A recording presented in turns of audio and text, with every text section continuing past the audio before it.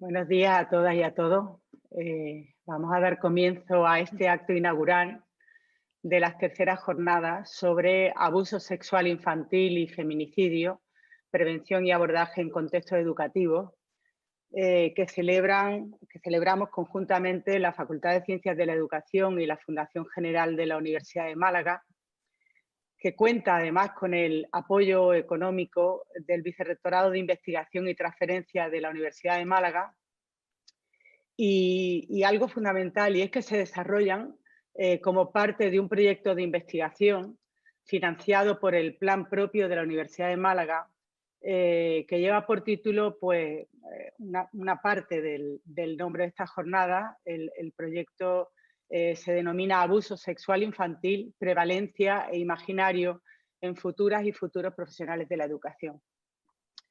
Miren, para mí supone una enorme satisfacción. Yo diría que doble, una satisfacción doble que, a pesar de las dificultades que nos siguen imponiendo las circunstancias que vivimos y la obligación, la necesaria no presencialidad a la que nos vemos abocados, hoy estemos aquí en este espacio virtual inaugurando estas terceras jornadas.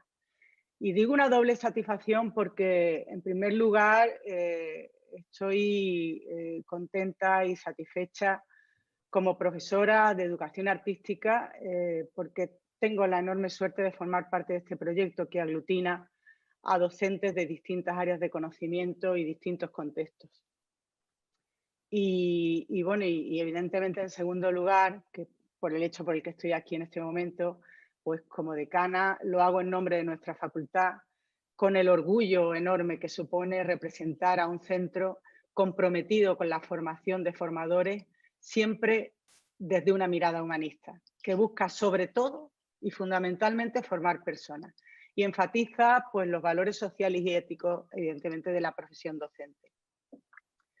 En este sentido, creo que siendo como lo somos, una facultad que trabaja para mejorar la vida de las personas a través de la educación y formando docentes, pedagogas, pedagogos, educadores y educadores sociales comprometidas, como no podría ser de otro modo, con la defensa de los derechos humanos y de la justicia social, creo de verdad que tenemos la obligación de atender este tema tan flagrante que penetra todas las capas de la sociedad, destrozando vidas y generando una realidad enormemente dolorosa y desgraciadamente muchas veces silenciosa. Aunque la formación curricular de nuestros estudiantes de grado no aborde de forma directa esta temática, creo que no cabe duda de que somos responsables como centro, en primer lugar, de propiciar debates, espacios que faciliten la construcción del conocimiento de todas y todos en torno a este tema. Y además de promover acciones conjuntas pues desde distintas áreas que nos permitan conocer pues la prevalencia y el imaginario que existe sobre este tema, sobre el abuso sexual infantil y el feminicidio, entre los futuros profesionales de la educación. Y a partir de ahí, pues ser capaces de diseñar, de implementar y de evaluar una acción formativa específica que sensibilice a los actuales y a los futuros y futuras docentes acerca de lo importante que son para prevenir y para dar una respuesta eficaz ante este tema. Y esto que estoy describiendo es precisamente lo que se ha propuesto hacer el equipo interdisciplinar que organiza esta jornada. Por eso quiero pues, darle la enhorabuena y todo mi agradecimiento en nombre de la Facultad de Ciencias de la Educación, que recibe pues, esta actividad sinceramente como un regalo, porque completa de manera muy significativa la formación que ofrecemos a nuestros estudiantes. Muchísimas gracias a todas las personas que lo integran y muchas gracias a la Fundación General de la Universidad de Málaga, a su director Diego Vera y muy especialmente a su coordinadora del área de cultura, nuestra compañera, la profesora Luisa María del Águila, cuya sensibilidad y compromiso personal con este tema ha hecho que hoy estemos aquí y que hayamos podido contar con los recursos pues, materiales, humanos, con el empuje que requiere el desarrollo de un evento tan relevante para nuestro centro. estoy segura de que va a ser un éxito, como lo han sido las dos primeras ediciones, y que nuevamente nos ayudará a cumplir con esas tres funciones, esas tres obligaciones que tenemos como profesores universitarios y profesoras universitarias, que son la docencia, la investigación y la transferencia, fundamental esta última para atender el compromiso social que nos corresponde como personal de esta casa. Así que, bueno, pues muchísimas gracias por ese esfuerzo, enhorabuena por el trabajo y felicidades a todos y todas las asistentes por implicarse en esta jornada, sin duda de calado para vuestra formación académica y vuestro desarrollo personal y humano. Os voy a invitar a que a partir de este momento nos ayudéis a visualizar este trabajo, porque miren, mirad, lo que no se ve es como si no existiera. Y en esta facultad se hacen cosas muy importantes, pero no siempre tenemos la capacidad de hacerlo público, de hacerlo visible. Así que yo os voy a pedir que a partir de este momento colguéis todas y todos, si queréis acompañarnos en esta aventura, el cartel de la jornada en vuestras redes sociales, etiquetando a nuestra facultad con el hashtag así feminicidio, así y feminicidio UMA, y lo más importante, retuiteando o indicando si os gustan las publicaciones que los demás vayamos haciendo. Yo voy a cederle la palabra a la profesora Luisa María del Águila, coordinadora del área de cultura de la Fundación General de la Universidad de Málaga. Enhorabuena, amiga y compañera, por tu trabajo, por tu compromiso personal y por el de la Fundación. Ese compromiso con este trabajo y con la Facultad de Ciencias de la Educación que es tu casa, que ya lo sabes que también es tu casa. Así es que estoy encantada de que, aunque lo tengamos que hacer de forma virtual, estamos las dos aquí, que es lo importante, y la facultad crece hoy mucho con estas jornadas que, como decía, para nuestros centros son importantísimas. Y me parece fundamental que le demos visibilidad al tema y al trabajo tan importante que hay detrás de este evento. Así que me callo, creo que tienes cosas muy importantes que contarnos. Bueno, pues muy buenos días a todas y a todos y muy buenos días, decana, compañera ya de muchos años en muchas batallas y también compañera desde el principio en estas jornadas en las que bueno, siempre has estado presente y siempre te has implicado. Para mí, como tú decías, es también una gran satisfacción poder estar aquí esta mañana como coordinadora académica de cultura de la Fundación General de la Universidad de Málaga, junto a mi compañera, la decana de la Facultad de Ciencias de la Educación, dándoos la bienvenida a estas terceras jornadas sobre abuso sexual infantil y feminicidio, que este año son posibles gracias a la colaboración de nuestras dos entidades. Hace unos días, hablando precisamente de estas jornadas, el profesor Diego Vera, nuestro director, el director de la Fundación General, me decía algo así como que estas colaboraciones tienen sentido porque nos permiten trabajar para el bien común. Y poco después, otra de nuestras compañeras, Teresa Linde, me hablaba del reto de promover desde la universidad la justicia social.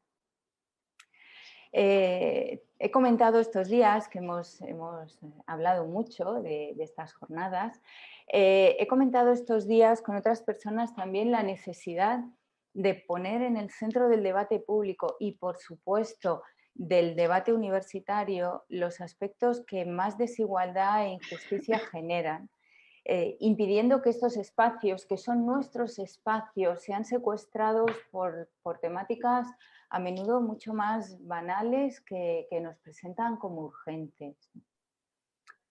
Dice Joanna Rush, ella dice, la ignorancia no es mala fe, pero perseverar en la ignorancia sí que lo es. La universidad pública no puede tener mala fe.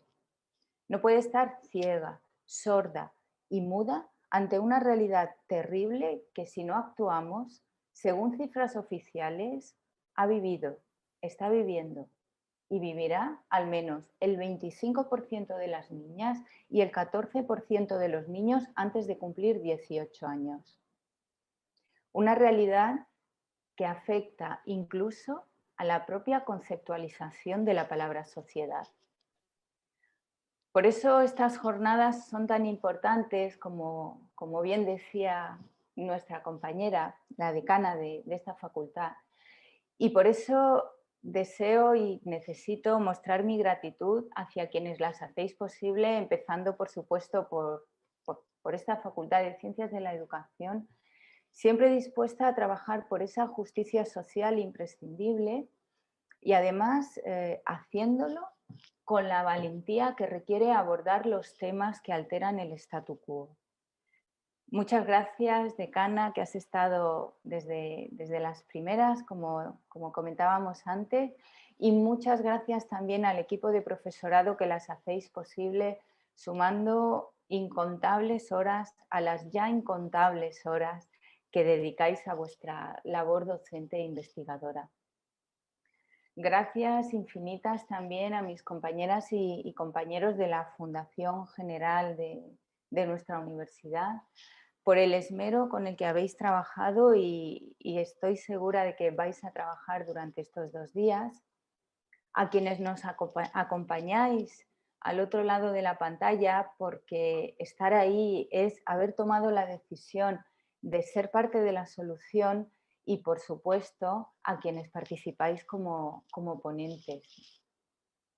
Como sabéis, tras las conferencias que se emiten tanto hoy como el próximo miércoles por el canal YouTube de la Fundación General de la Universidad de Málaga, hay programado un seminario donde tendremos la posibilidad de poner en común nuestras dudas, nuestras reflexiones con las y el hoy ponente que nos acompaña. Para participar, lo único que tenéis que hacer es capturar el código QR que aparece en el programa y que os llevará directamente a la sala. Y no quiero alargarme, así que voy a pasar a presentar ya a Teresa Lozano, licenciada en Periodismo y máster en Comunicación Integral, y a Zúa Méndez, licenciada en Humanidades y máster en Formación e Investigación Literaria y Teatral en el contexto europeo. Ambas graduadas en arte dramático y comunicadoras y divulgadoras feministas, y las dos juntas crean Towanda Rebels.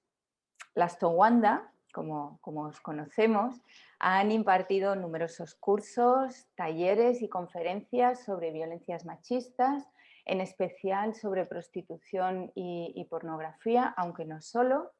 Y estas intervenciones han sido en universidades, en ayuntamientos, en centros educativos de diferentes niveles, en colegios profesionales. Han colaborado y colaboran con numerosos medios de comunicación nacionales e internacionales, participado en diferentes publicaciones y entre otras son autoras de Hola Guerrera, un libro que ha tenido muchísimo éxito, y más recientemente No somos princesas, somos guerreras, cuentos feministas para un mundo nuevo.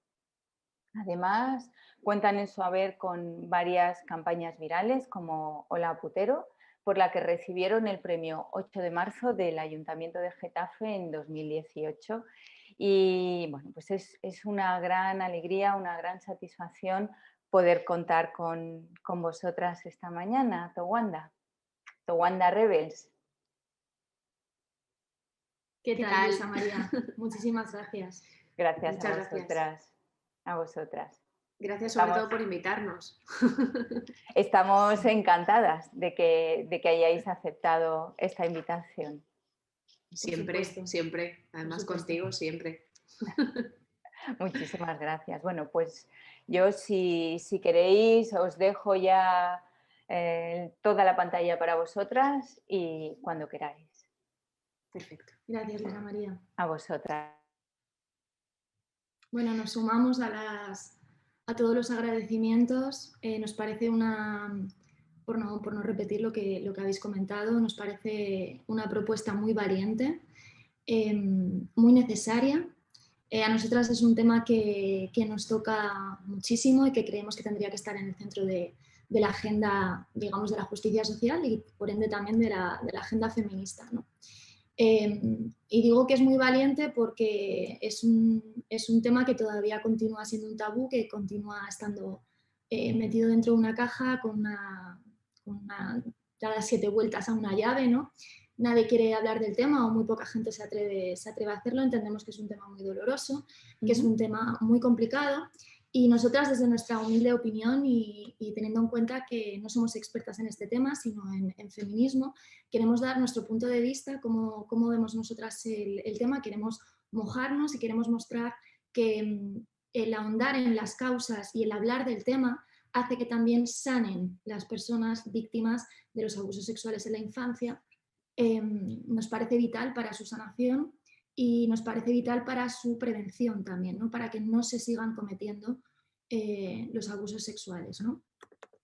Entonces, bueno, se dice mucho que los abusos sexuales en la infancia pues que son un mal terrible, ¿no? Todo el mundo tiene clarísimo que es algo a erradicar, todo el mundo se echa las manos a la cabeza cuando salen las cifras y sin embargo, como digo, pues nadie quiere hablar de ello, ¿no? Parece que son también hechos aislados, hechos puntuales, que nada tienen que ver con un sistema, ¿no? Sino que además son perpetrados por personas. A esas personas no se le pone sexo, personas enfermas, etcétera, una serie de mitos respecto a los abusos sexuales que no ayudan para nada a entender el por qué se producen y por lo tanto poder atajarlos, ¿no? Como decía la maestra Celia Amorós, conceptualizar bien es politizar bien, ¿no? Por lo menos tener la posibilidad de politizar bien. Y en este sentido nosotras queremos poner nuestro granito de arena feminista, ¿no? Nosotras la verdad es que pensamos que en esta sociedad patriarcal existe una cultura pedófila, una cultura pederasta. Vamos a ir hablando un poquito de ella.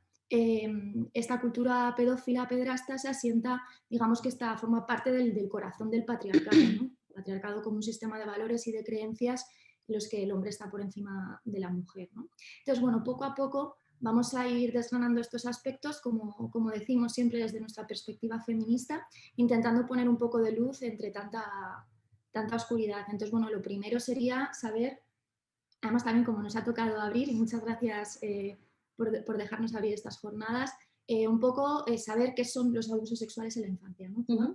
Sí, efectivamente, buenos días a todas y a todos los que nos seguís y los que verán este material más adelante, un material muy necesario como estábamos diciendo. Vamos a intentar hacerlo de la manera más pedagógica posible, yendo paso a paso también como creemos, conceptualizando bien como decía Teresa y efectivamente, ¿de qué hablamos cuando hablamos de abusos sexuales en la infancia? Bueno, la Organización Mundial de la Salud ya en 1986 define así el abuso sexual en la infancia. Cuando un niño es víctima de un adulto o de una persona evidentemente mayor que él con fines de satisfacción sexual. Por eso se considera así a involucrar al niño en actividades sexuales que no llega a comprender en su totalidad, a las cuales no está en condiciones de dar consentimiento informado o para las cuales está evolutivamente inmaduro. Esta palabra de consentimiento es una palabra clave que vamos a ir trayendo de nuevo una y otra vez durante la conferencia porque también hay que poner en cuestión muchas de las cosas que damos por sabidas o que damos por dadas, porque sí, ¿no? Como hay que también pensar qué lazos o qué fuerzas invisibles a veces atan lo que creemos que es nuestras libertades a la hora incluso de dar nuestro consentimiento. De esto el feminismo habla muchísimo, ha teorizado muchísimo cuando hablamos de relaciones entre hombres y mujeres adultos, pero sin embargo, como decía Teresa, cuando estamos entrando en el terreno de la infancia, si bien a priori tú a cualquier persona que le preguntes ¿qué te parece que una persona adulta tenga relaciones sexuales con un niño? Siempre va a estar en contra, a priori. Vamos a ver cómo hay una especie de coartada social en la que se nos impide ver con esta misma definición que estamos viendo, con esta claridad que la estamos viendo ahora, la misma situación que nos define la Organización Mundial de la Salud, sin embargo, aparece con otros velos que hace que sea muy complicado que nos demos cuenta de que lo que estamos viendo es un abuso sexual en la infancia. A ver, si me hace caso ahí estamos. Bueno, Os hemos puesto algunos titulares porque cuando hablamos de abuso sexual infantil parece que estamos hablando como de algo muy lejano, de algo que ocurre, sí sabemos, pero que pensamos que es algo muy residual. Y esto tiene que ver también con que cualquier persona con la que hablemos, cualquiera de nosotras y de nosotros, ve el abuso sexual infantil probablemente como uno de los peores crímenes que se puedan cometer. A priori lo vemos totalmente censurable y pensamos que es una realidad que no ocurre y que no queremos ver, que ocurre a nuestro alrededor o que le ha pasado a gente que conocemos siendo victimarios o víctimas. Entonces, es importante también, ya que tenemos la oportunidad, aunque son muy pocos los estudios y las cifras que nos llegan son cada vez más, y algunas de ellas nos lanzan situaciones tan preocupantes como según la Organización Mundial de la Salud, 1 de cada 5 menores sufre abuso sexual antes de cumplir los 17 años. Verdaderamente, como dice el titular, estamos hablando también de una pandemia, pero es una pandemia silenciada, de la que nadie quiere hacerse cargo. Cada 3 horas se denuncia un abuso sexual hacia un menor en España, pero, atención, el 70% de los casos nunca llega a juicio. Supongo que durante las jornadas de hoy podremos hablar más de cómo la justicia aborda el tema de los abusos sexuales en la infancia o cómo no los aborda directamente. Pero el caso es que, fijaros, si desde el feminismo hemos hablado de la difícil situación de las víctimas de violencia sexual para denunciar, para no ser ellas las cuestionadas, etcétera, imaginaros cuando estamos hablando de que la víctima es un niño o una niña que no tiene las herramientas suficientes, ni siquiera la entidad, primero para reconocer que está siendo abusado, segundo para acudir a alguien y romper esa jerarquía que se establece con el victimario, y tercero, cuando nadie te cree porque eres un niño.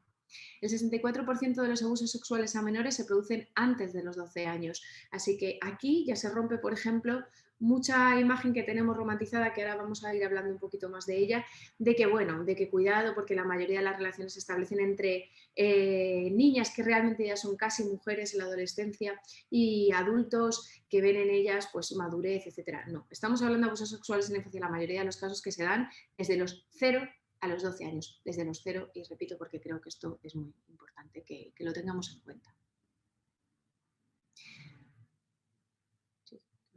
Sí. Bueno, hay algo, antes comentábamos que en el relato se habla de personas que abusan de niños o de niñas, ¿no? En este caso, bueno, primero vamos a hablar de las víctimas y después vamos a hablar de los victimarios, ¿no? Porque es importante ponerle sexo y saber exactamente de qué estamos hablando, ¿no? De nuevo, tenemos que conceptualizar bien y tenemos que ver bien estos datos, ¿no?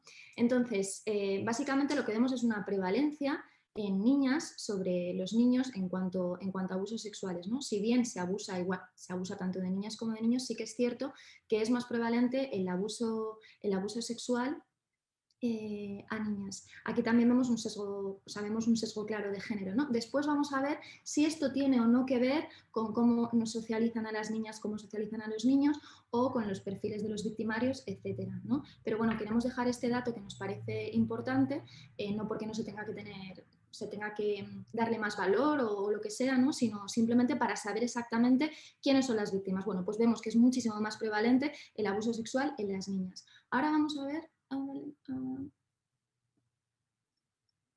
Vale, aquí tenemos más datos. Un 78,3% de las víctimas son mujeres, ¿de acuerdo? Y la media de edad está en 11,6 años, es decir, estamos hablando de niñas y de niños prepúberes, ¿de acuerdo? Estamos hablando de niñas y niños que todavía ni siquiera han entrado en la pubertad. Los tipos de abuso más frecuentes son tocamientos, en el 35% de los casos, y la penetración en un 17%. También hay un dato importante aquí. La violencia o la intimidación fue usada en un 53% de los casos. Es decir, que en un 47% de los casos no fue necesaria la violencia o la intimidación. Esto es importante y después vamos a ver por qué. También tiene relación con lo que estaba hablando Zua antes, con el tema de las mujeres, ¿no? Cuando hablamos de si ha habido o no ha habido violencia, si eso es un agravante o si el patriarcado necesita realmente de la violencia directa para cometer un acto violento contra nosotras o en este caso contra los niños y niñas, o todo el ambiente es suficientemente intimidatorio, se dan todas las circunstancias sociales que son suficientemente intimidatorias para que el abuso se produzca.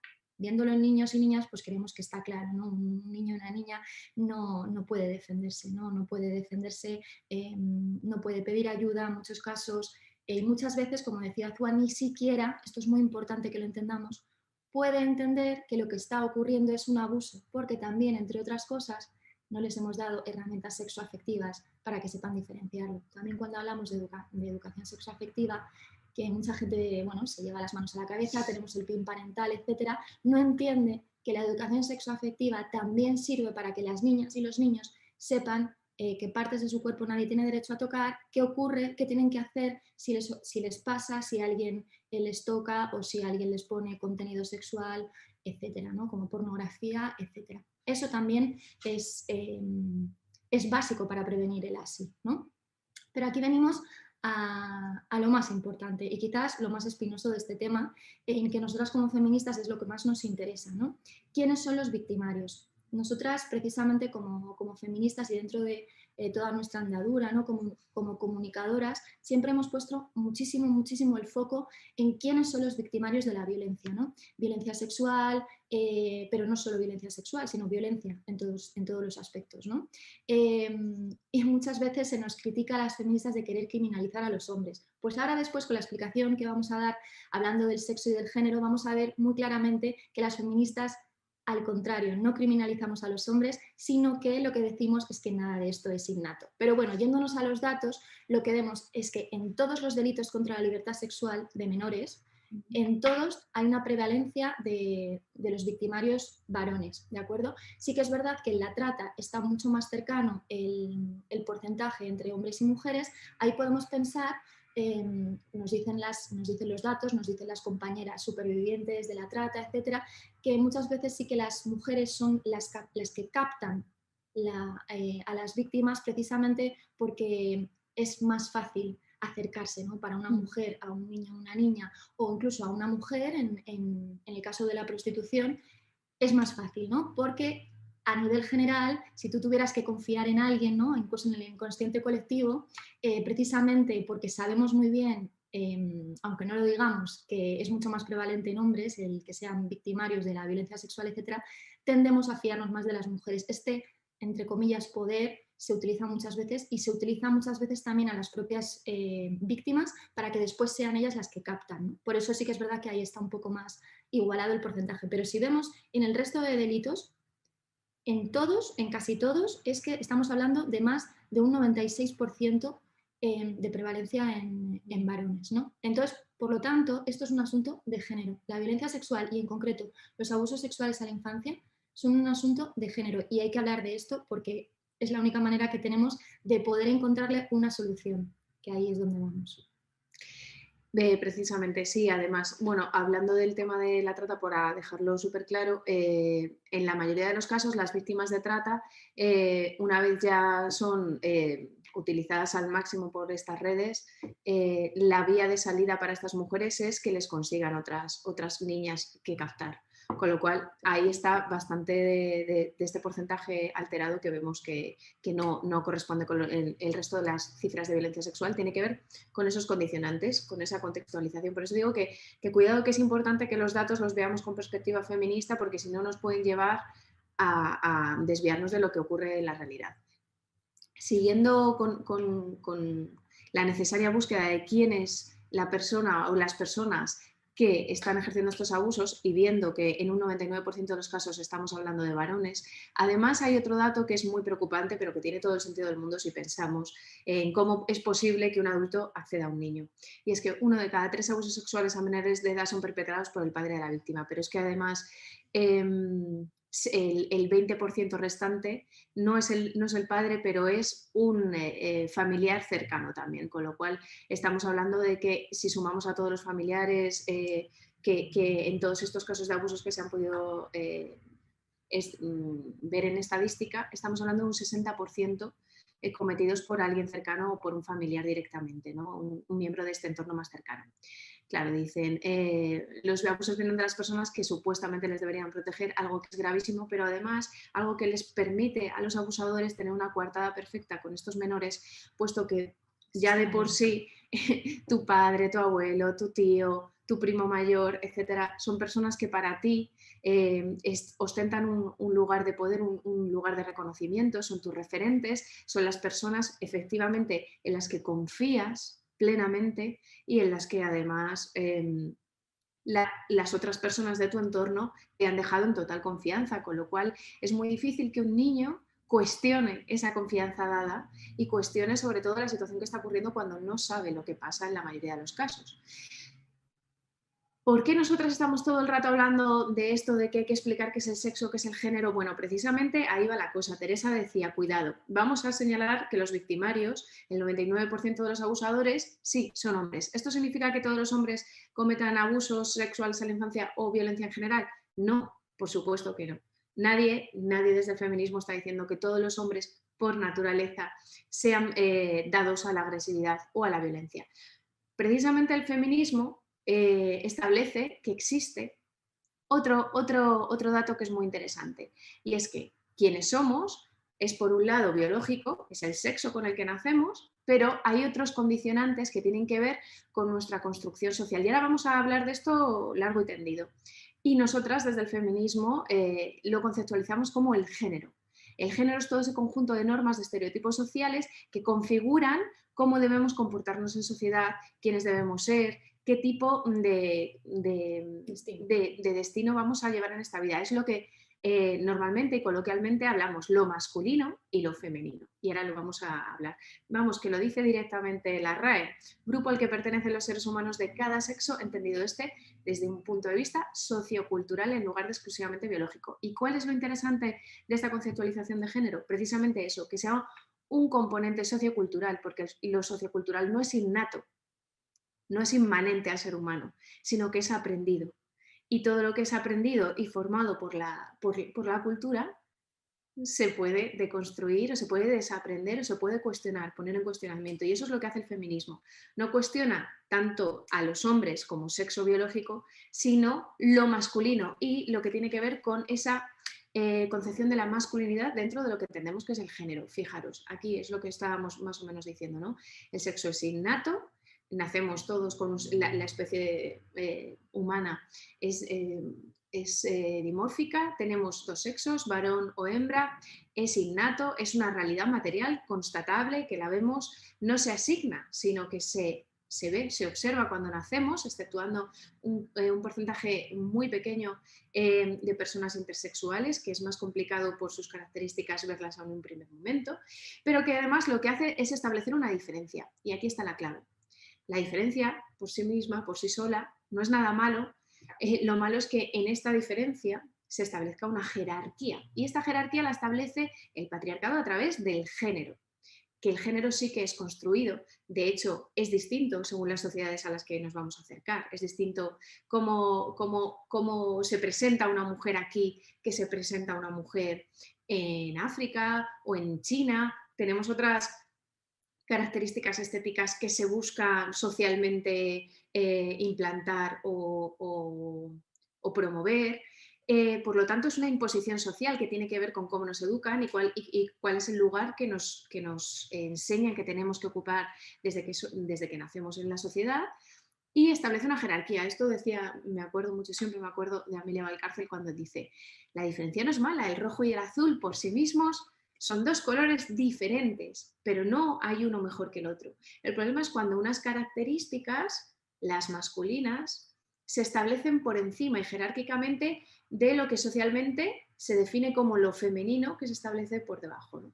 Sí, de hecho, por ejemplo, suponemos que habréis oído muchísimas veces que a las mujeres nos oprimen por el hecho de ser mujeres o por el hecho de nacer mujeres. Y eso es una frase que solo se puede entender si entendemos lo que es el género. Es decir, a las mujeres no nos oprimen por nacer con una vulva per se, sino por lo que socialmente se ha construido para esas personas que nacemos con vulva, es decir, para las mujeres. No es por el hecho de que el sexo per se sea malo. Es decir, una vulva no te hace ser más débil, ni más vulnerable, ni estar por debajo jerárquicamente, ¿no? Tampoco nacer con pene significa que vayas a ser naturalmente más agresivo o vayas a tener un impulso sexual irrefrenable, etcétera, ¿no? Es la construcción social, ¿no? Entonces, cuando Lo digo porque a veces hay que tener cuidado y matizar bien, porque hay mucha gente que no lo entiende, ¿no? No entiende cuando decimos por nacer mujeres o por ser mujeres. Bueno, por lo que hacen con nosotras, no por nacer mujeres, no por el hecho de nacer mujeres o por el hecho de nacer hombres, ¿no? Y bueno, aquí os traemos un poco en una imagen vale más que 1000 palabras muchas veces, lo que serían las cajas del rosa y el azul, ¿no? Como dice nuestra maestra Ana de Miguel, todo lo que tiene que ver con lo femenino, con lo rosa, con el cuidado, con el estar bonita, etcétera. Aquí lo podemos ver perfectamente. Nada aleatorio, azaroso, ¿no? Esta niña ha elegido ella sus juguetes, ¿no? Te diría, pues la ultraderecha, por ejemplo, es algo innato, es algo que se elige porque hay un condicionamiento biológico, ¿no? Por el cuidado, por las cocinitas, por un bebé, ¿no? Por cuidar un bebé, porque nacemos con el gen del cuidado, ¿no? Esto sería un poco el esencialismo biológico, ¿no? Que nos dice que realmente nuestra tendencia no es cultural, sino que viene de la biología, ¿no? Entonces, por eso esta niña, como vemos, pues tiene todo cositas relacionadas con el cuidado, con estar bonita, con maquillarse, la ropita, el rosa, cuidadito, pequeñito. Hasta cómo se sienta, ¿verdad? Hasta cómo se sienta, exactamente. Pequeñita, poco espacio, etcétera, ¿no? Todo, vamos a ver después todo esto qué influencia tiene. Y al lado vemos a su compañero niño, todo el universo del azul, ¿no? Mucho más divertido a mi entender, ¿no? Con juegos que promueven el deporte, que promueven las capacidades espaciales, la exploración, las aventuras, vemos mapas, vemos cosas que molan, ¿no? Puzzles, legos. Luego, por supuesto, los superhéroes, bueno, todo el universo de lo que sería la caja del azul. Vamos a ver más cositas de las cajas del rosa y el azul. Bueno, vamos a ver este corto, perdonad, que nos parece buenísimo. Vamos a ver qué pasa cuando le damos la vuelta, cuando lo vemos en un chico. Esto es un ejercicio que hace mucho el feminismo y la verdad es que los compañeros de Monova lo hicieron muy bien en este corto. Vamos a verlo. ¿Sí? Hola. Quiero más. Para que te veas más bonito. Mamá. Basta, mamá. calladito se ve más bonito. Pasito tierno, guachito, guachito rico. ¿Quién fuera Paco para meterlo preso, papito? ¿Quieres estar siempre perfecto? ¿Con la piel suave y tonificada? ¿Tus músculos no son como deseas? Elimina la piel flácida y consigue músculos tonificados con Renovación. Yo quiero ser médico. Bueno, es una profesión que no es apta para los hombres. ¿Por qué siempre tengo que lavar yo? Mi amor, usted tiene que saber a quién le da su pajarito. Es que usted no puede. ¿Está esperando a nosotros, cosita? ¡Tú la chica! ¡Ahí suelto! Oiga, ¿hay usted rubio por arriba y por abajo? Oiga, ¿y usted cree que esas son maneras de vestirse, acaso? Ay, que para qué te voy a explicar si total dije hombre, po. A todas las futuras doctoras y a los futuros esposos de doctoras. ¿Tú crees que te van a tomar en serio vestido así?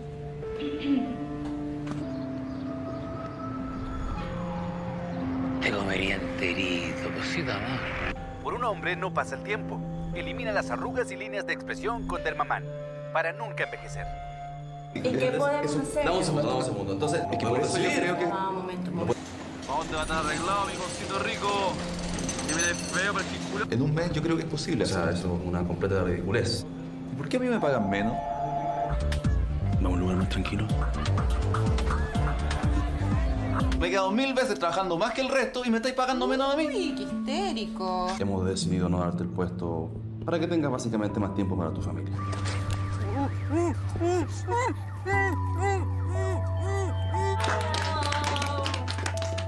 30 y solterón, no se te vaya a pasar el tren.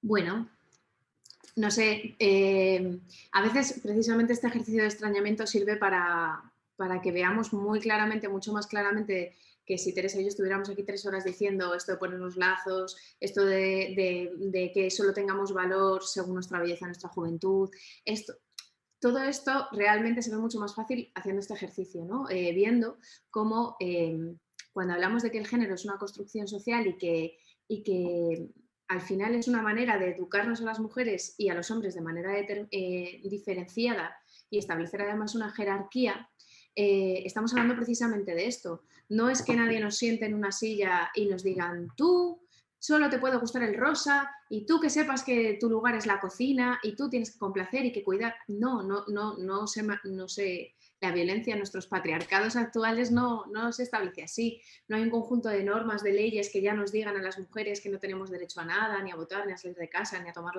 la palabra. No, eso ocurre en los patriarcados de coerción, como conceptualiza Alicia Pule, ¿no? En los patriarcados más duros sigue ocurriendo.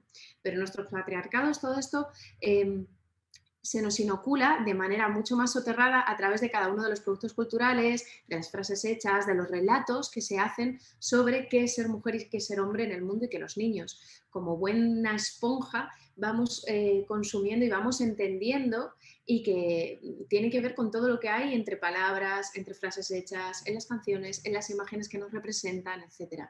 Y entendemos muy rápidamente, las niñas y los niños lo hacen de manera espectacular. Una vez que integran el lenguaje van adquiriendo también pues todos estos roles y estos estereotipos y los aceptan como propios, ¿no? Como parte de su identidad, los van integrando dentro de su identidad. Por eso esta famosa frase de Simone de Beauvoir, no se nace mujer, se llega a hacerlo, nada biológico determina estos condicionantes sociales que finalmente establecen lo que en nuestra sociedad se dice que es la mujer, ¿no? Porque para lo que son la mujer ahora mismo es muy complicado que cualquiera de nosotras, por muy feminista que seamos y hayamos intentado deconstruirnos al máximo, es muy difícil separar todos estos comportamientos aprendidos que tienen que ver precisamente con estas ideas que os mostramos aquí, ¿no? Cuando hablamos de feminidad, hablamos, y además no siempre lo hacemos peyorativamente, o sea, nuestra sociedad ha aprendido a vendernos un discurso a las mujeres de que muchos de estos comportamientos femeninos tienen una carga, tienen un valor, se establece un valor sobre nosotras si los cumplimos, y los cumplimos de manera perfecta. Por ejemplo, todos estos estereotipos sobre nuestro cuerpo, la presión estética está determinada por esta idea de que nuestra mayor cualidad como mujeres está en la belleza. Esto ahora lo vamos a ver en el arte, en cómo se nos representa la publicidad, etcétera, ¿no? Y es un mandato muy importante sobre las mujeres, que además va a condicionar cómo nos vemos a nosotras, cómo vemos nuestro cuerpo y cómo al final creamos o no nuestra autoestima, ¿no? Y esto entra, sin embargo, si vemos cómo se educa a los niños, imaginaros a una niña, ¿cuál es la palabra que más se repite cuando nos enfrentamos a una niña pequeñita? ¡Ay, qué guapa eres una princesa, qué bonita eres! Sin embargo, cuando vemos a un chico, ¿qué le decimos? ¡Qué valiente eres! ¡Pero qué fuerte! ¡Mira cómo es! Etcétera. Si vemos, se podría establecer como en pares distintos, ¿no? Y mientras que a los niños se les premia por ser activos, por mostrar su virilidad, más adelante su agresividad, jugando a los juegos de competición, etcétera, por dominar, por conquistar, si queréis ponerlo en palabras más con una connotación más positiva, pero en el fondo de lo que estamos hablando es de todo esto. Desear, ¿qué es lo que tú quieres? ¿Qué es lo que tú deseas? Tú puedes conseguirlo todo, puedes conquistar, puedes salvar el mundo, puedes ser un superhéroe. Además, tú vas a ser un hombre fuerte, que vas a tener un gran trabajo y vas a poder proveer a tu familia. ¿Qué se prima, por ejemplo, en todos los hombres, ¿no? Cuando vemos las portadas de las revistas, da igual si son los hombres famosos, normalmente lo que se celebra de ellos es su experiencia vital, sus ideas, sus conquistas, etc. Y sin embargo, las mujeres nos encontramos que en nosotras, ¿qué se valora? La belleza, el saber estar, el cuidado, el consentimiento, el ser una persona para los demás, la empatía, ¿no? Nos dicen, la empatía, una persona que siempre se pone en el lugar del otro, sí, pero siempre dejándose a sí misma para luego, ¿no? El cuidar, el ser personas, no se nos vende que seamos dependientes, pero sí se nos vende a través de los mitos del amor romántico, que nuestro valor va a depender de que alguien nos quiera, de tener un hombre al lado, de ser las elegidas, como en todos los cuentos, de ser conquistadas. Es algo que además tiene un valor positivo, ¿no? Las mujeres estamos aquí y nos dejamos conquistar, etcétera, ¿no? Y luego hay una connotación muy importante en esta inocencia, porque nosotras hoy no se nos puede olvidar que estamos hablando de los abusos sexuales en la infancia. hay bastantes de estas palabras que están en esta cajita del rosa que también son asociadas a la infancia, a la idea de la infancia. Sí, y bueno, básicamente también decir que de estas cajas tú no decides entrar en estas cajas. En estas cajas te meten, ¿de acuerdo? Y que, bueno, la solución que propone el feminismo no es ni hacer más cajas, ni cambiarte de caja, ni nada. Simplemente es romper esas cajas. Es decir, que no hay nada innato en ser hombre, nada innato en ser mujer, ¿no? Y que no existieran esas cajas. Y como decía Azúa, estas cajas tienen mucho que ver con el tema que traemos hoy, ¿no? Porque diréis, bueno, estáis hablando aquí del género, etcétera, pero ¿qué tiene que ver? Tienen muchísimo que ver. Vamos a la feminidad, por ejemplo, el agradar, el complacer, todo lo que se nos pide a las mujeres. Otra palabra muy importante de las que hemos visto antes, el tema del consentimiento, ¿no? El tema de que nosotras no somos activas, ¿no? Que no llevamos la acción, sino que estamos pasivas y por lo tanto lo que nos queda es complacer, consentir, etc. Hay algo que seguramente mucha de la gente que nos esté escuchando lo va a entender muy rápido.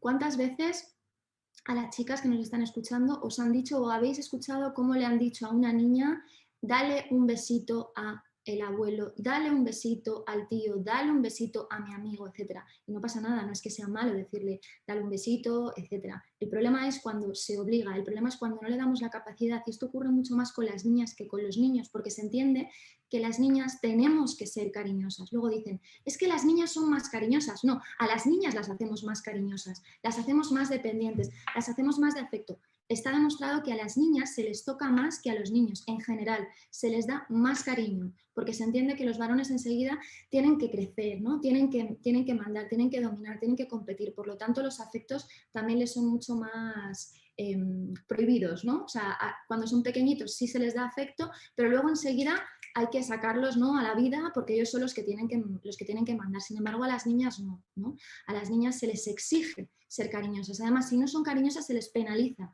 muchísimo, ¿no? Ay, no le das un beso, ay, eres mala. Uy, qué carácter va a tener esta niña. Qué soberbia, no te va a querer nadie, etcétera, ¿no? Mucha gente a lo mejor piensa que esto es exagerado, pero no lo es para nada. A día de hoy lo seguimos viendo. Es decir, y de hecho, muchas veces incluso nos pasa, ¿no? Tratamos diferente todavía a un bebé, nosotras mismas, ¿no? O sea, tenemos tan instaurado todos estos roles en nuestra cabeza que de manera natural, nos sale natural, tratamos diferente a un niño o a una niña. Niño o bebé, me estoy refiriendo a bebés.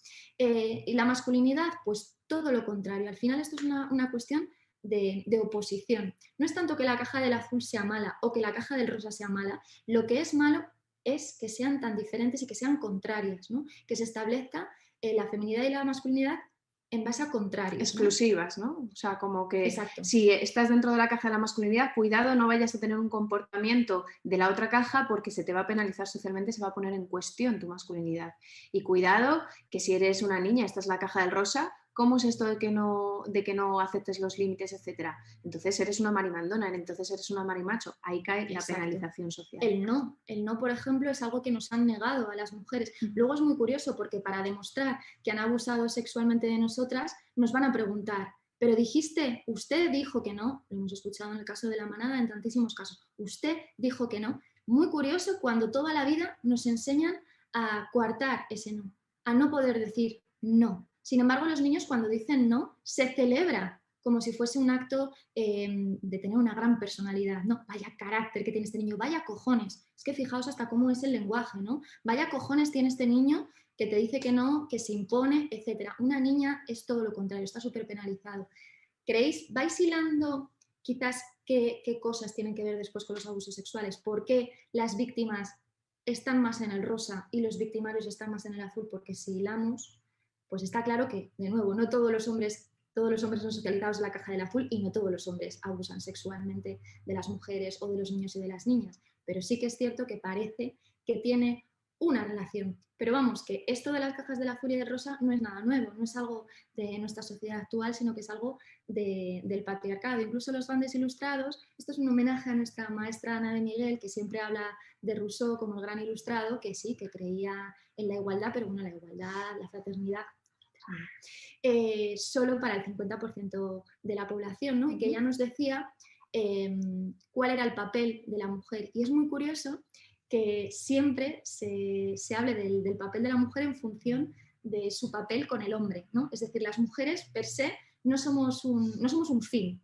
¿no? Somos un medio a través del cual los hombres reciben gratificación sexual, emocional, todo lo que les falta en la caja del azul, porque la caja del azul tiene muchas carencias emocionales, etcétera. Tenemos que estar nosotras para suplirlas, ¿no? Para ser empáticas, bondadosas, cuidarles, estimarles, aconsejarles, como dice, ¿no? Consolarnos, hacer nuestras vidas fáciles y agradables. Esto es el género, básicamente.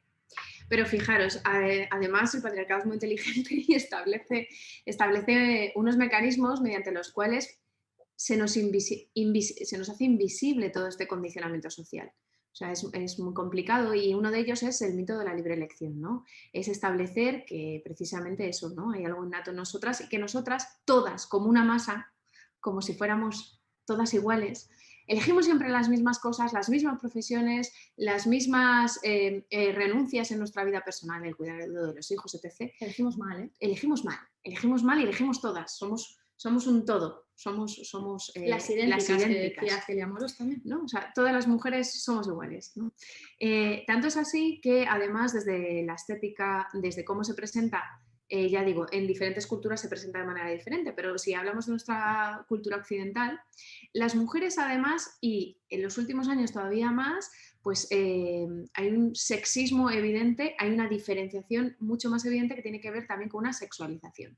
Hemos traído esta cita de Schopenhauer porque fijaros en la trampa, ¿no? Claro, los hombres miran a este conjunto de mujeres y dicen, solo el aspecto de la mujer revela que no está destinada a los grandes trabajos de la inteligencia ni a los grandes trabajos materiales, claro que no, con esas uñas imposibles que no podemos hacer absolutamente nada con ella, con esos corsés que nos apretaban tanto que las mujeres se desmayaban y por eso inventaron los cheslón, para que se pudieran tumbar las señoras con esos corsés que no podían ni respirar, que no podían mantenerse erguidas, sentadas. No, pero era por la emoción. Era por la emoción. Es que somos emocionales. No podíamos respirar porque no podíamos. Claro, con estos outfits de piel de leopardo, con esta animalización, exotización de las mujeres, y más si hablamos de las mujeres negras, que además hay un componente racista importantísimo ahí. Bueno, claro, tú ves a estas mujeres y dicen, no, están descubriendo la vacuna contra el COVID, estas mujeres van a escalar el Everest. No, claro, si tú miras con extrañeza, si llegaras al planeta Tierra y fueras una alienígena y vieras este conjunto de mujeres preocupadas por su aspecto físico, solamente con los pelos tardamos 800 horas, peinándonos, nuestras dietas, nunca estamos suficientemente altas, delgadas, pero es que es una cosa que elegimos nosotras. No, lo cierto es que si desde niña ves que ese es el lugar de todas las mujeres, que el reconocimiento social además te va a venir de la mano de cosificar tu cuerpo y sexualizarte, pues claro, evidentemente, poquito, tú vas a entender que ese es tu lugar y esa es la dinámica que tienes que establecer socialmente, ¿no? ¿Cómo voy a conseguir?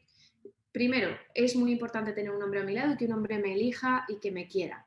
¿Cómo lo voy a conseguir? Siendo la más guapa o cosificándome al máximo. Solo tenemos que abrir nuestras redes sociales para ver la diferenciación de géneros, incluso en las redes. O sea, por ejemplo, redes que son mucho más, que están mucho más relacionadas con el discurso, con la palabra, con las ideas, como pudiera ser Twitter, como podría ser incluso YouTube, en las que se elabora un discurso, pues son todos los generadores de contenidos mayoritariamente hombres, y sin embargo en otras redes en las que lo potente es la imagen, como podría ser Instagram o TikTok, las mayores generadoras de contenidos para esas redes somos las mujeres. Somos nosotras las que entendemos desde que somos pequeñas que nuestro cuerpo es nuestro mayor capital y que para llegar a reconocimiento o incluso a que nos quieran, lo que tenemos es que autocosificarnos, porque además hemos aprendido a interiorizar esa mirada sobre nuestros cuerpos, la mirada patriarcal, la mirada de los hombres. Dicen, no, yo me presento así al mundo porque quiero, porque yo estoy muy empoderada, soy muy fuerte y vivo mi sexualidad de manera muy liberadora y libre.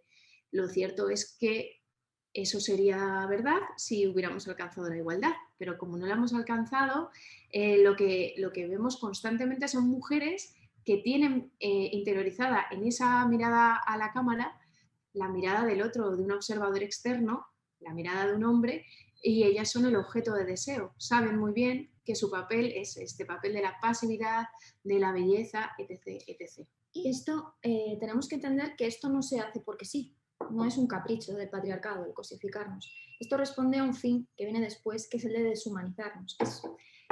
¿Tú para qué cosificas a alguien? ¿Para qué conviertes a una persona en la calidad de cosa, ¿no? Pues para deshumanizarla y después, una vez está deshumanizada, poder hacer con ella lo que tú quieras, ¿no?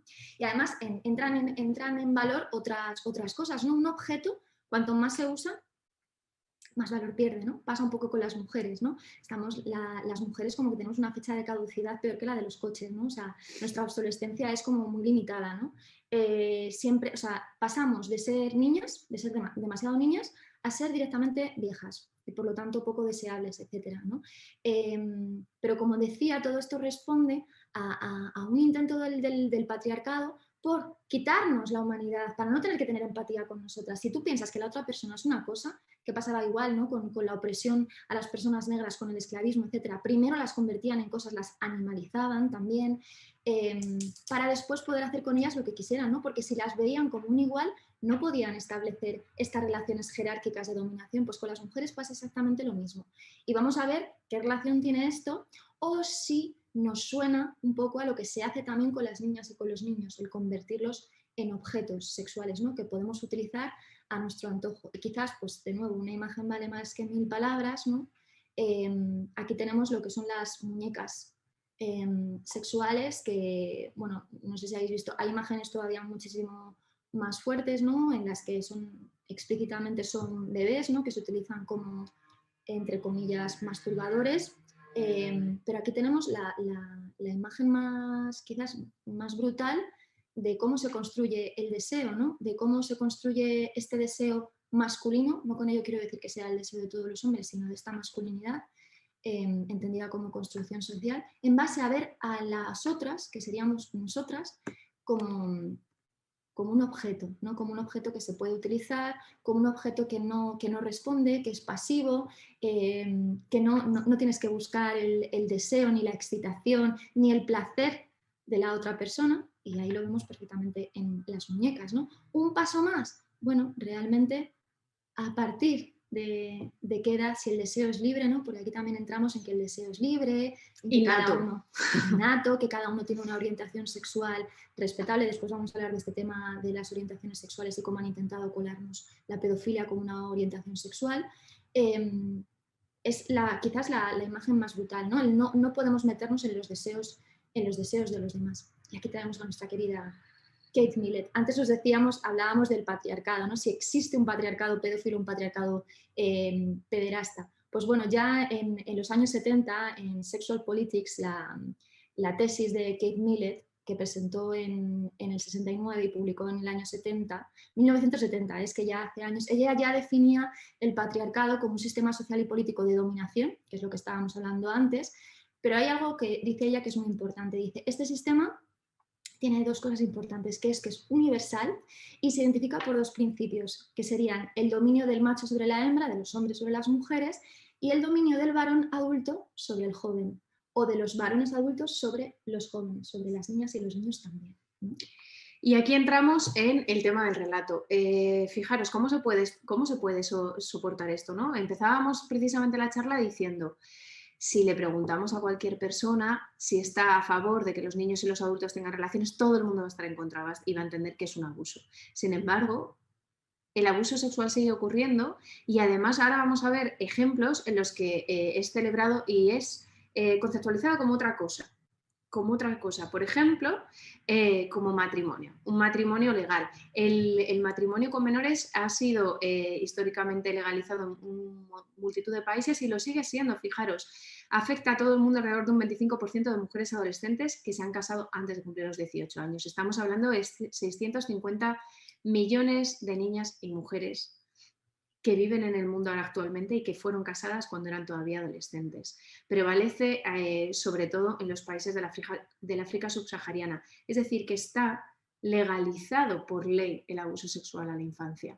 Fijaros que aquí entramos además en otra cosa muy interesante, más allá del matrimonio, de establecer que esa mujer depende de este varón y que pueda acceder a su cuerpo cuando quiera, hay otra herramienta legal mediante la cual se ha permitido o se ha abierto la puerta a los abusos sexuales en la infancia legalizándolos de facto.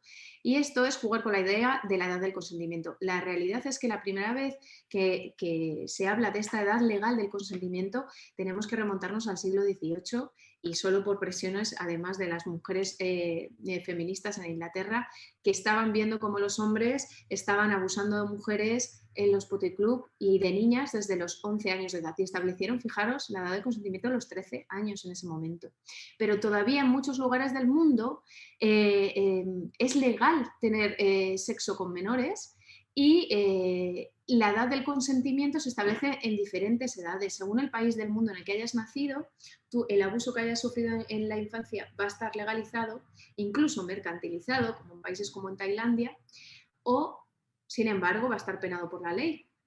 Aquí en España también ha habido mucho tema con la edad del consentimiento y estamos hablando de normativas muy modernas. Estamos hablando de que la mayoría de las edades del consentimiento han sido modificadas en los últimos 30 años en Europa y también en otras partes del mundo. Entonces, esta idea del consentimiento, que además es un poco perversa, si lo pensáis bien, porque está viendo el tema de una relación sexual solo estableciendo la importancia o el cuestionamiento sobre las víctimas, sobre donde se establece la balanza sobre el lado más débil, en este caso los niños, en el caso de las relaciones sexuales adultas en las mujeres, que socialmente tenemos una situación de desigualdad estructural que también va a condicionar nuestro consentimiento. Pero fijaros, en los niños todavía es más perverso. Esta manera de medir estas relaciones y establecer si son legales o no, se establece solo cuestionando a la víctima, solo poniendo el cuestionamiento sobre los menores y si tienen capacidad para decidir y nunca estableciendo esta regla del consentimiento sobre las personas que están abusando de los menores, los adultos. Hay un caso muy paradigmático que yo creo que muchos de vosotros conoceréis y es el de Vanessa Springora. Publicó un libro que se llama El consentimiento el año pasado y ha sido todo un terremoto en Francia. En él denunciaba al que fue su abusador sexual durante más de 3 años, desde los 13, 14 hasta los 17, pero sobre todo lo que denuncia es cómo, a pesar de que ella, sí, como niña, diera el consentimiento, desde luego todo el sistema, toda la sociedad dejó que este abusador abusara de ella y no solo abusara de ella, sino que relatara en todos sus libros estos abusos hacia ella y hacia muchas otras niñas durante más de 40 años de abusos. Este señor a día de hoy sigue vivo, etc. Bueno, se ha publicado sus libros, se le ha tratado de héroe, de genio, exactamente, ¿no? Entonces, estamos hablando de que hay un consentimiento social a que niñas y niños sean abusados. Yo creo que es importante traerlo aquí, ¿no? Que ocurre cuando el resto de la sociedad mira para otro lado o incluso alaba las relaciones de un hombre adulto con niñas y niños.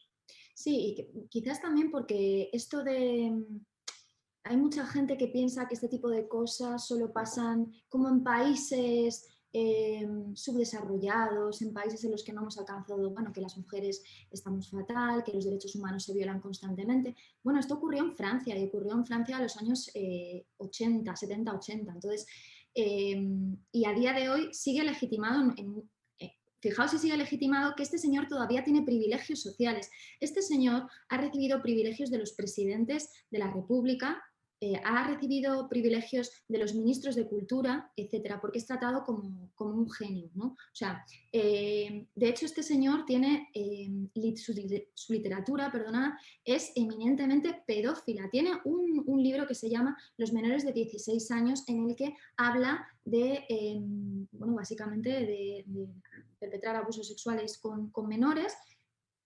Tranquilísimamente, este señor de hecho participó en los años 90 en un programa en el que hablaba y se reía todo el mundo, todos los participantes de la mesa, ¿no? Todos genios, ya sabéis, de la literatura, de la filosofía, todo este ambiente un poco progre, liberal, etcétera, herencia un poco también de la supuesta liberación sexual que vivimos en los años 70, que de liberación sexual para las mujeres desde luego no tuvo nada, y para los niños y las niñas, pues imaginaos, teniendo en cuenta que empiezan a ser sujetos de poder consentir, ¿no? Porque ¿quiénes somos nosotros para decir que un niño no tiene deseo sexual? Toda esta filosofía y toda esta corriente tan peligrosa ocurría entonces, pero sigue legitimada a día de hoy. De hecho, este libro sale en 2019 y todavía hay gente que cuestiona su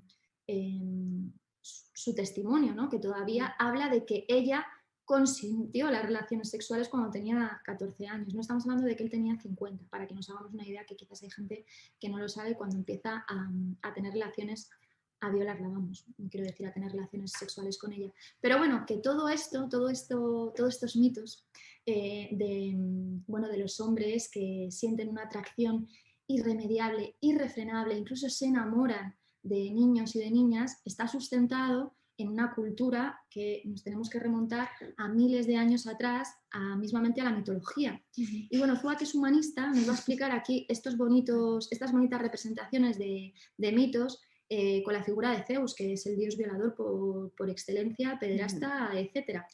Bueno, es que si os acordáis de algunas de las características que señalábamos en esas cajitas del rosa y del azul, hay un par de características que son muy interesantes y que se establecen dentro del relato de los abusos sexuales en la infancia o del amor entre intergeneración, entre personas de diferentes generaciones, como ellos quieren venderlo. Sí, no me salía.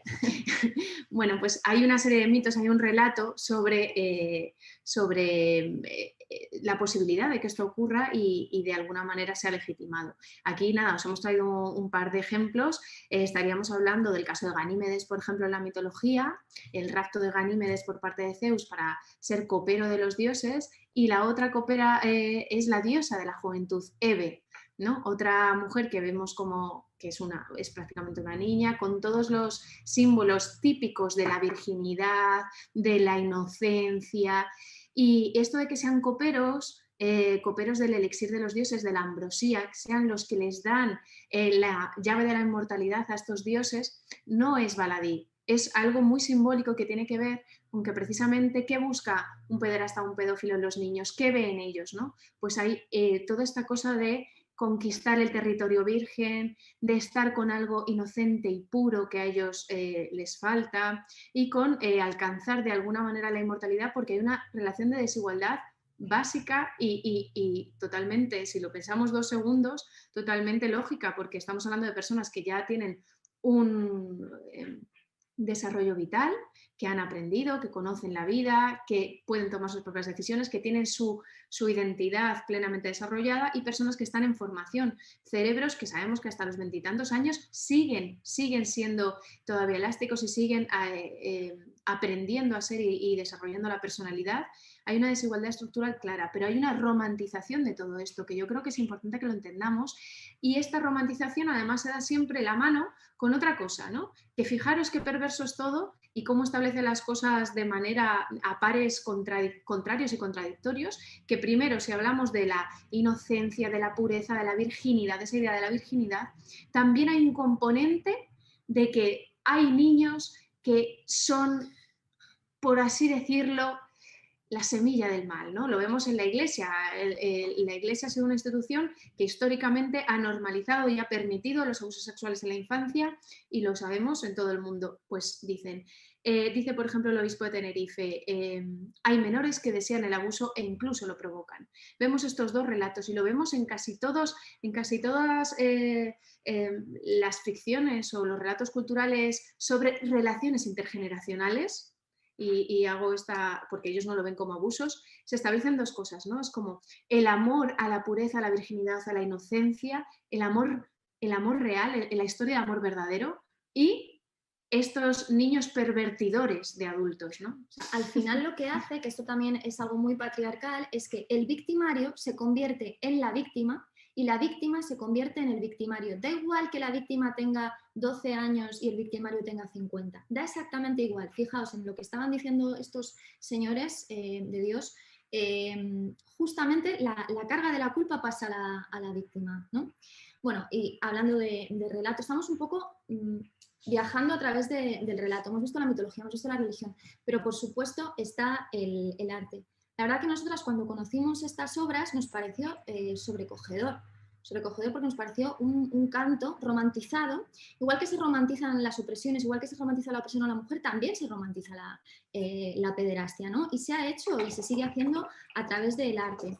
En este caso, en estos 2 cuadros de Pedro Sáenz, que además uno de ellos fue premiado en la Exposición Nacional de principios del siglo XX, pues vemos clarísimamente cómo está representada y romantizada y erotizada la niñez. La niñez, en este caso, son 2 niñas, y por contraposición, y por supuesto súper premiados, súper aclamados, bueno, buenísimos los cuadros, cuando vemos perfectamente la perversión en esa mirada, ¿no? Y estamos viendo la mirada del artista. Estamos viendo lo que él siente y lo que le produce a él eso, ¿no? Es lo que nos hace partícipes al resto, al espectador. Sin embargo, en contraposición tenemos estas obras de Albert Filol en las que, casualmente fueron censuradas. ¿Por qué? Bueno, pues básicamente porque nos está mostrando a los victimarios y nos está mostrando la desgracia, ¿no? Lo que es lo terrible de esta situación, de los abusos sexuales, de vender, de mercantilizar. Está enseñándonos la mal llamada prostitución infantil, ¿no? Y sin embargo fueron censurados. ¿Y aquí qué tenemos? Aquí tenemos en la película de 1978 Pretty Baby de Brooke Shields. Previamente, con 11 años, hace esta sesión para Playboy Brooke Shields, perdonad las estrellas y las rayitas, pero nosotros no íbamos a poner a una niña de 11 años desnuda. Efectivamente, sí, hizo una sesión para Playboy. No es la única niña que ha salido en Playboy, pero tenemos que entender que en los años 70... En España tenemos a Marisol. Sí, por supuesto. Tenemos que ver que la romantización y la erotización de los abusos sexuales en la infancia de niñas ha sido vendida en muchísimas ocasiones en el cine, y se ha hecho además de una manera totalmente, o sea, a calzón quitado. O sea, quiero decir, esto es tal cual, o sea, no se presentaba de otra manera. Estábamos hablando de vendernos la idea de que las niñas son sexualmente activas, tienen deseo sexual y tienen todo el derecho del mundo de ejercer ese derecho, y si quieren estar con adultos, pues ¿por qué no? O sea, no hay ningún cuestionamiento hacia los victimarios en todas estas películas que vemos aquí, por ejemplo Taxi Driver, en la que Jodie Foster es una prostituta de 13 años, hay una romantización de esa relación con el adulto, y otras todavía más explícitas sexualmente, que como Maladescenza y otras así, sobre todo Pretty Baby es una cosa aberrante. Lolita, por supuesto, de esta tenemos que hablar. Lolita. Cuando Nabokov escribe esta novela no pretendía, entendemos nosotras y como se ha entendido tiempo después, no pretendía romantizar ni legitimar el abuso sexual en la infancia, ¿no? Al contrario. Un relato bastante humano del victimario y de la víctima en el mejor de los sentidos, ¿no? Para entender bien qué había dentro de la psique de este victimario. Sin embargo, ¿qué hace el cine? Pues básicamente romantizar, crear un personaje. Fijaos, Lolita ya es un personaje, fijaos si ha marcado, ¿no? Esta niña es una Lolita, es decir, es una niña que se sexualiza, es una niña que tiene deseo, además tiene un deseo por los adultos, nadie sabe por qué, porque nadie nos explica nunca por qué estas niñas deciden estar con señores de 50 o de 60 años, deciden estar, lo digo entre comillas, ¿no? Se ha creado todo un personaje, se ha creado toda una mitología en torno a Lolita. Si vamos a las adaptaciones cinematográficas, poco queda de la crítica que pretendía hacer Nabokov. Y os hemos traído estas portadas porque nos llamó muchísimo la atención como en una primera edición Anagrama puso esta portada, que es de la película, de una de las películas de Lolita, y ya cuando hizo la reedición, ya pensando un poco con la cabeza con perspectiva feminista o medio, pues pone una portada completamente diferente, ¿no? En la que ella es realmente la víctima y no es la buscona, ¿no? La Lolita, la niña que va buscando el abuso. En otras, no nos da tiempo a poner la escena, pero no sé si recordáis Manhattan, de Woody Allen. Es otra película de finales de los 70, si no me falla la memoria. En esta película, en la escena final, descubrimos que el objeto de deseo y el amor imposible de Woody Allen es una chavalita menor de edad que acaba de cumplir los 18 años, ¿no? En una situación de desigualdad evidente en la que ella está empezando su vida, está empezando además, está a punto de hacer un viaje, de pensar qué es lo que quiere hacer con su vida, y él le dice, quédate aquí conmigo porque ahora me he dado cuenta que te quiero a ti. En aquel momento nadie se echaba las manos a la cabeza, pero él estaba haciendo toda una declaración de intenciones, poniendo a una actriz como partener suyo menor de edad. Estamos viendo como Woody Allen, podemos volver a seguir con el temita de si sí o si no, si es un pederasta o si no lo es, pero estamos hablando de un hombre que está casado con la niña adoptiva de la mujer con la que estaba casado y que conoció cuando era una niña y que ella le tenía como figura paterna. Estamos hablando de que además este hombre ha sido denunciado por otra de sus hijas por haber abusado de ella cuando era una niña, y estamos hablando de que, sin embargo, este señor sigue intocable, si bien no trabaja tanto en Estados Unidos, sigue haciendo sus películas aquí en Europa, sigue además cayendo todo el cuestionamiento sobre las víctimas. Hay todo un mito alrededor de la mala madre, que es Mia Farrow, que ha instrumentalizado a Dylan y que por eso ella le acusa. No importa que haya otro hermano que esté a favor de ella y otro que esté a favor del padre, porque al final lo importante y lo que pesa es más fácil para la sociedad creer en la historia de amor que darse cuenta de que estamos ante un abuso sexual en infancia, ante un depredador sexual.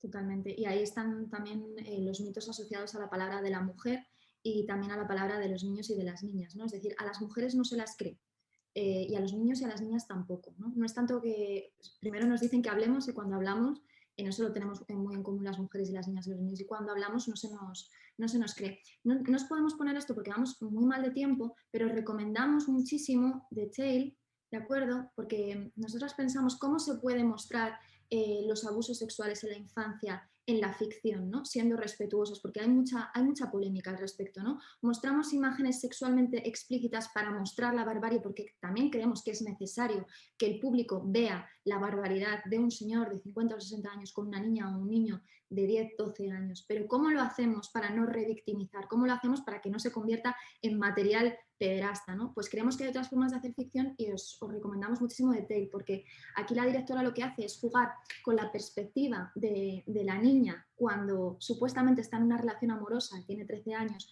con su abusador, cómo ella lo ve cuando tiene 13 años y cómo con 40 y pico años, cuando se pone a revisar esta historia, porque ella hace documentales, se pone a revisar su propia historia, ve las fotos, ve realmente esas imágenes de cómo era ella cuando tenía 13 años y se da cuenta de que no era una mujer, de que era una niña y que su consentimiento no está invalidado, ¿no? Por ser precisamente una niña. De hecho, nos dicen las estadísticas que los niños solo empiezan a hablar de los abusos sexuales pasados 15 años. Imaginaros qué mal vamos en nuestras leyes si establecemos que hay un límite para poder denunciar los abusos sexuales.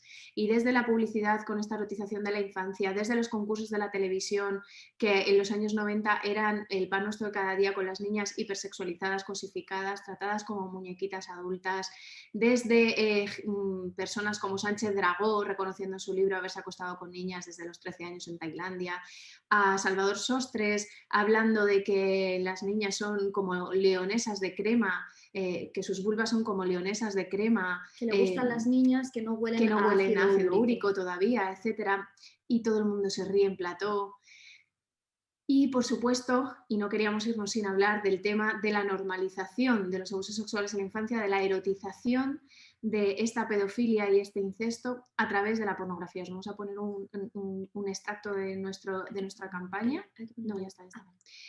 Nos vamos a poner un extracto de nuestra campaña y después una pequeña reflexión y acabaríamos.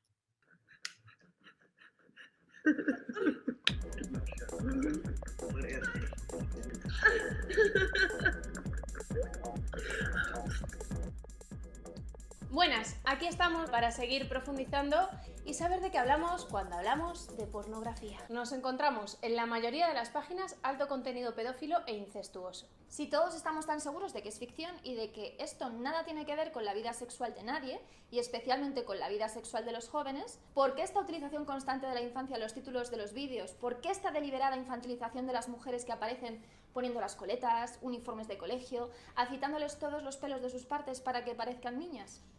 ¿Por qué ficciones en las que adultos tienen sexo con menores, en la mayoría de casos en el seno de la familia o de la escuela. ¿Por qué utilizar actrices que apenas tienen pecho o mujeres que claramente no son mujeres sino niñas? Si lo que os excita no es precisamente la pedofilia, si solo es pretender, ¿pretender qué? ¿Por qué te excita ver vídeos en los que violan o abusan o rompen el culo, como dicen muchos de los títulos, a niñas y niños?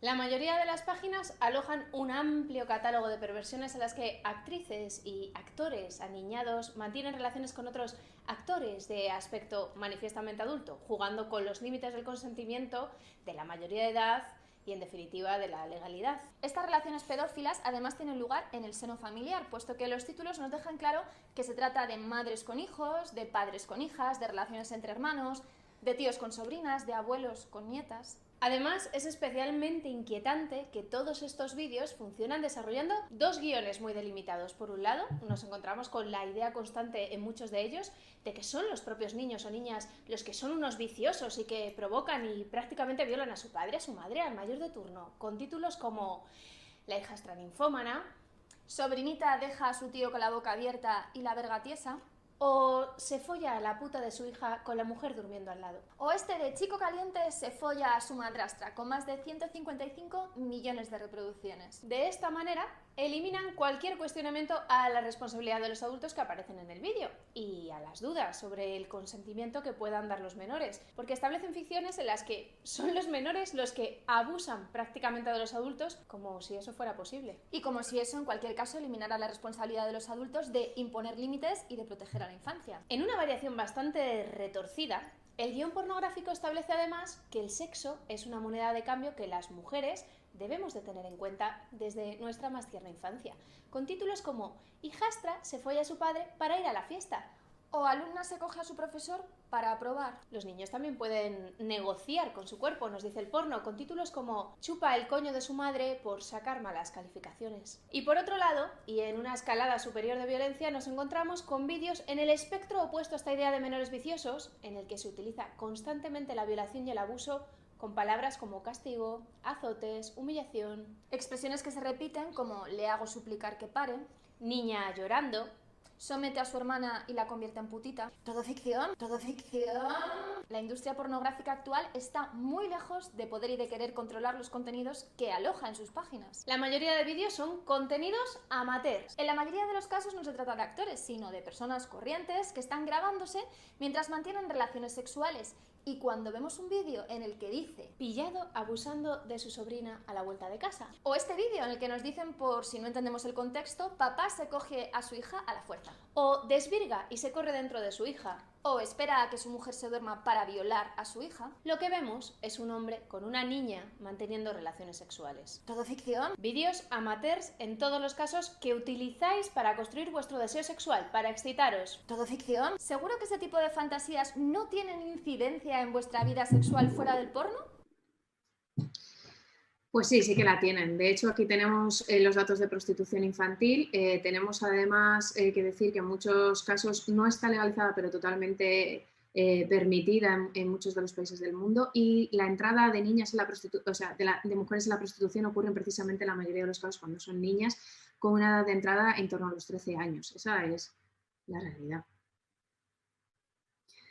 Bueno, antes hablaba Sánchez Dragó precisamente de esto, ¿no? De que se folló a dos putitas de 13 años en Tokio. Esto es lo que se llama mal llamado turismo sexual, porque tenemos que tener en cuenta que hablamos de esos países, ¿no? Oh, qué malos esos países que ponen a sus hijas en venta, ¿no? Pero tenemos que tener en cuenta que los consumidores de esas niñas en venta son los hombres de los países occidentales que viajan a estos países, ¿no?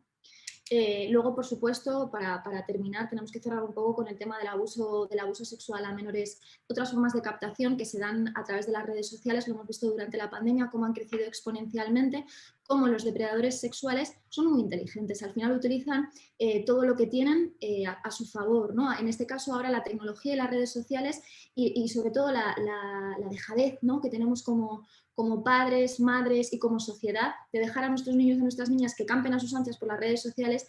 Como tenemos que tener en cuenta que las redes sociales son como una autopista enorme en la que hay miles de peligros. No soltaríamos a nuestros hijos en una autopista, pero los dejamos en las redes sociales. Cómo están utilizando las redes además más divertidas, más nuevas, más frescas como TikTok, que son para hacer bailes, para hacer canciones, para hacer retos, cómo están entrando ahí a captar a los niños y cómo está creciendo un fenómeno, por ejemplo, como el grooming, ¿no? Que es el ciberengaño pederasta, cómo los depredadores sexuales, haciéndose pasar con una identidad de un niño o de una niña de su edad, ¿no? Establece una relación con un menor y a partir de ahí comienza la extorsión y comienza el chantaje para acabar muchas veces en un encuentro sexual, en un abuso. Vamos. Y efectivamente, os decíamos antes, el movimiento MAP está intentando hacer pasar este tema de los abusos sexuales en la infancia como una cuestión de relaciones intergeneracionales, estableciendo que los niños y las niñas tienen una sexualidad activa y tienen un deseo por los adultos y estableciendo a estos adultos como prácticamente pobres víctimas que lo que tienen es una orientación sexual hacia la infancia, es una orientación sexual más, nos dicen, hasta con charlas TED, como hemos tenido el horror de observar. Y si queréis podemos acabar con Jonas y ya le cedemos el turno a las demás. A ver si me deja.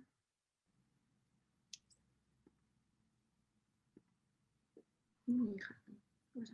No sé, está volviendo loca. Jonas is 19 years old. He studies law in Munich. In his spare time, he likes to play soccer. Jonas has a secret which he thinks he cannot share with anyone, not even with his best friend or with his parents. He's just too afraid of anger, rejection, and repulsion. Jonas knows that he has to suppress his sexual drive for his entire life. And he also knows that there will never be a loving and fulfilling partnership that he can enter. Because Jonas is a pedophile. Y qué pena. Y qué pena más grande, ¿no? Qué pena, Jonas, que al final es un incomprendido de la sociedad. De nuevo, el victimario se convierte en víctima, una estrategia del patriarcado.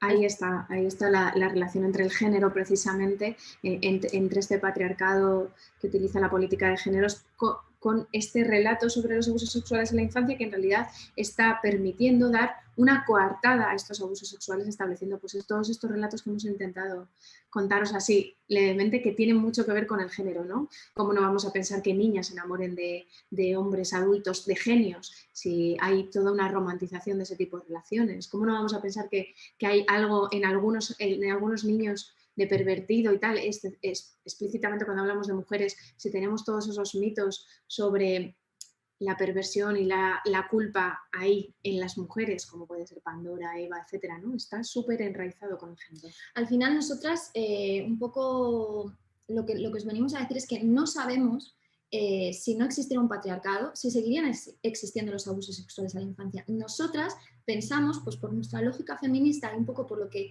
hemos aprendido de nuestras maestras y por ver la relación tan evidente entre el género y los abusos sexuales a la infancia, nosotras tendemos a pensar que si aboliéramos el patriarcado, si tuviéramos otro sistema, creemos que no habría abusos sexuales a la infancia. O por lo menos tendríamos una sociedad que no los permite o no los legitima desde los discursos culturales. Y eso es todo, muchas gracias y perdonadnos porque nos hemos pasado el tiempo, siempre nos pasa.